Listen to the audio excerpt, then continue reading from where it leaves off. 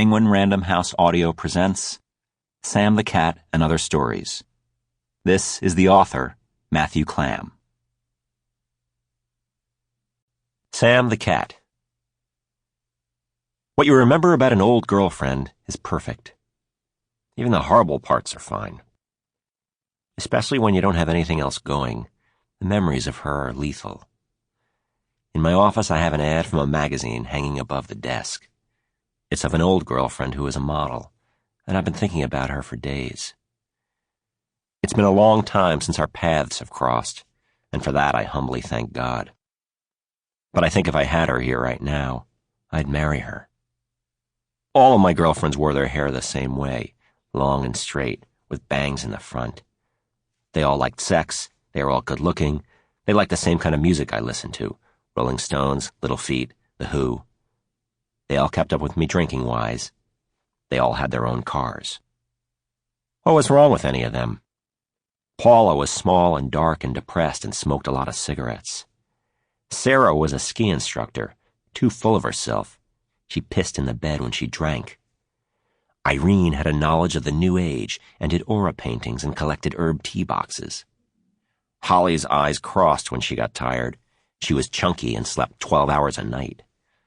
Boots had an interest in anal sex, but acted lazy and as unimportant as a secretary. I went out with a Japanese girl, Makiko, who threatened to break up with me if I didn't carry a clothes dryer up 4 flights of stairs to her apartment. And I dated a fashion model named Anne, the one in the picture, who was actually bald because of a rare disease. Was I asking too much? I wanted real love. Where was that loyalty and trust? Where were the laughs? Under a rock?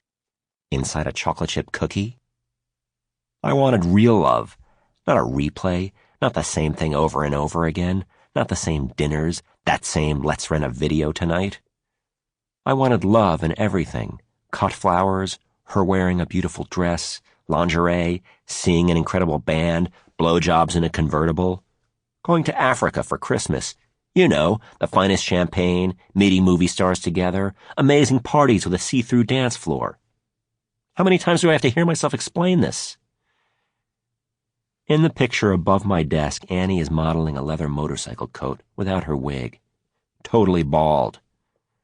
The weird thing is that we went out for almost a year, and I never saw her without the wig until I opened the magazine. One time she asked me if I wanted to see her with it off, and I said no. See, because her wig was what first attracted me to her. She looked so incredibly hot, dancing in a tank top with this gorgeous long black hair. And what a nasty little surprise when I find out it's somebody else's hair. I get this feeling looking at the picture of Annie, a warm, sour sensation under my sternum.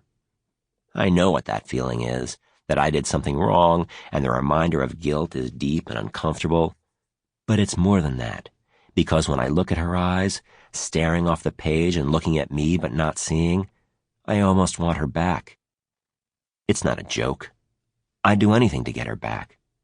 If she called me on the phone right now, I'd drop to my knees and I'd cry. Sam, she'd say, would you be my boy? She's just starting to smile in the picture, that amazing wide mouth of hers sliding open, her eyes pointed down like she has a secret. I need her to want me again. Then, once she says I can come over, and later looks up from down there with those big brown eyes that drink you in, I'll want to get out, and I won't want to see her or talk to her or listen to her voice on the phone. What is that, Sam I am? I ask you, is it love? Because if it is love, the world needs a little bit less of it. You know what? I fucked her. She's done. She's dead now, so fly away. I did Anne and her sister and their fat friend. Anne went to Germany on an important assignment. She wrote me postcards from the Hofbrau house. I called her friend up on the telephone. We ate moose pork and drank and had sex with my pants pulled down on the lawn beside my car. Hairless and tan, rich and slutty, for all her unique traits, Anne does not hold a candle to Louise, my most recent girlfriend, the only person in my life I've ever truly loved. Louise seemed to really know me, and, despite that, wanted to be with me. But she is party to the situation I'm currently avoiding, and so I make do with the perfection of memories. I know what's going on. It's all a big cycle. I've had a girlfriend since I was in second grade, and I'll probably have one until I croak. The problem is, despite my current confusion, which I'm coming to, I love women. I like to see them bark for me. That's a joke. I love having a girlfriend. All they ask for is a normal degree of fidelity, and then they'll let you do whatever you want to them. Anything. You can have them bent sweetly over the back of the sofa with their gorgeous ass in the air, and they won't say a thing because the truth is everybody digs it and just needs the excuse of love. I get myself into all kinds of trouble, all that rubbing in the dark, rubbing and all those beds next door to a church or over a health food store or in the back of her mother's house. I bet if you put them end to end, I've rubbed my hand across bare stomachs from here to Estonia and back. They give the word and it's a free-for-all. If I were a girl, I'd fuck 10 guys a day. I swear. I'd never want to be a girl, though, for they have the worst deal in history. You are looking at the original hopeless lover. I love it all. The first few phone calls, her hair in a bandana, getting drunk together the first time, seeing her teensy underwear. The normal pit in your stomach is replaced by a whirling feeling. Then those beginning couple weeks together, where you're sort of thinking about it no matter what else you're thinking of. There's no ruminating about what to live for when the alarm goes off before work in the morning. You find a long hair of hers stuck to the sleeve of your suit, and you hold it up to the light. For the next 10 minutes you are stoned, picturing last night. You take her to a really fancy restaurant for dinner, you go shopping together, you go on double dates, you decide whose house to sleep at. You call her on the phone and then call back. One more thing. One evening after another is righteous. It's nice. You're her boyfriend now. Nobody else calls. She starts to talk rotten about her old boyfriend. You meet her friends. You meet her family. You say what your kids will look like. You think about marrying her. I love being in love. I'm so in love.